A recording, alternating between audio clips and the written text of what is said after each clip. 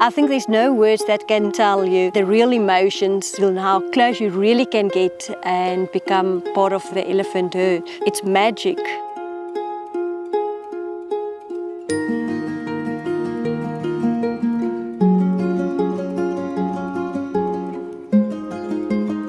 We decided that we'd like to integrate him with the wild herd on Kapalma. Which is obviously the way to go, but hours and hours of spending time with him in the bush, he just reckoned he wasn't an elephant, eh?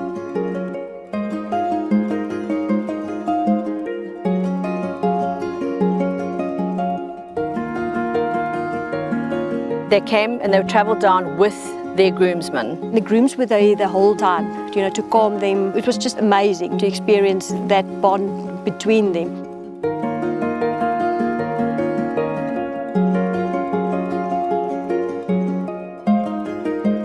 The only way really to keep them in existence was to continue offering elephant-back safaris.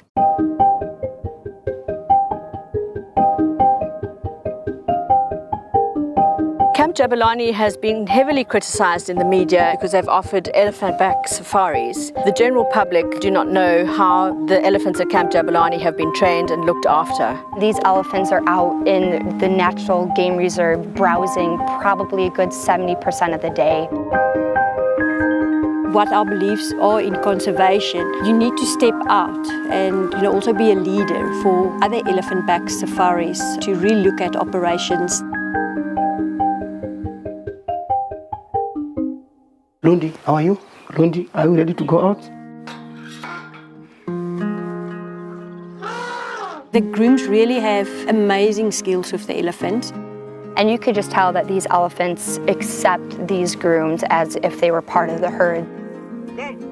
As still wild as it is, we don't destroy them. We like their character. Dean here wanted some research done on her elephants to see how they were feeling in comparison to the wild herd here. Fecal glucocorticoids, so those stress hormones and levels, were actually previously monitored once by Dr. Andre Ganswith and the University of Pretoria, and they found that there was no significant difference.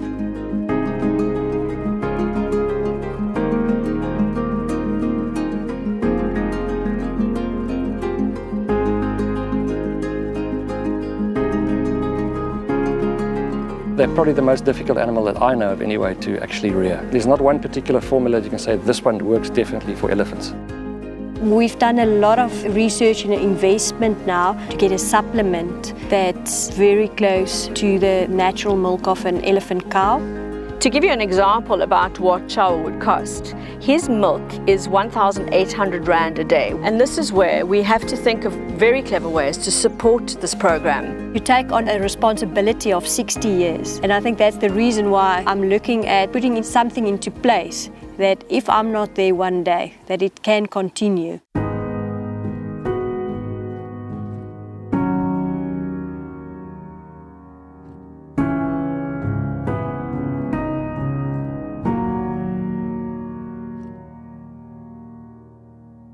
Hesk is situated an hour's drive away from Camp Jabulani, and that isn't ideal. There is not so many places in South Africa raising baby elephants the way we do here. They will not ever find a place where there are as many people that are as qualified and as experienced to look after a baby elephant until it's 33 years old.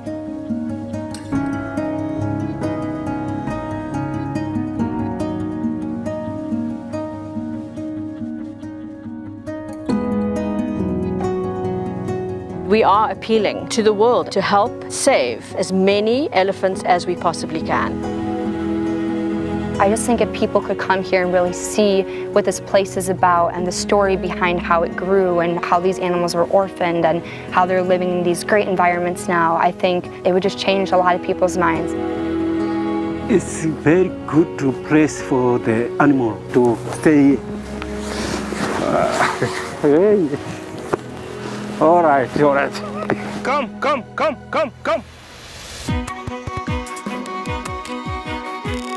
Now to work with the animals, it's better than to work with a human being. Because I understand the animals than the people. I love to stay with the elephant. It's like my children. That is my life. There's a lot of things that people still can learn from elephants, just their way of treating each other.